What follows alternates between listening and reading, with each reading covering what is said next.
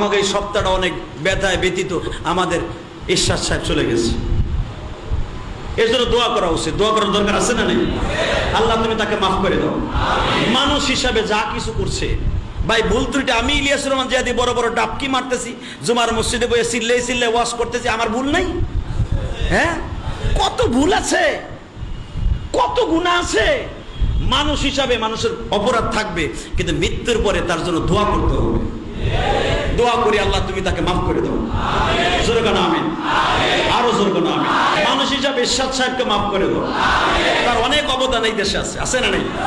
শুক্রবারের ছুটি ঘোষণা করছে সে, মসজিদের বিলগুলি আল্লাহর বান্দা মওকুফ করছে, 100 ইউনিট না কতটা জানি করছে। তো রাষ্ট্রধর্ম ক্ষমতায়, রাষ্ট্রধর্ম ওই সংসদের মতো জায়গা, যেখানে নিরপেক্ষ দেশ, যেটা নিরপেক্ষ জায়গা, সব সব ধর্মের লোক এমপি হলে কথা বলবে তার ধর্মে, কিন্তু সেখানে উনি লিখে দিয়ে গেছে রাষ্ট্রধর্ম ইসলাম। পার্লামেন্ট থেকে আওয়াজ দিয়েছে রাষ্ট্রধর্ম ইসলাম। এটা একটা দুঃসাহস নয়? এটা কি ভালো কাজ নয়? আমি দোয়া করি আল্লাহ যে কোনো একটা ওসিলায় মুসলমান হিসেবে মাফ করে দাও।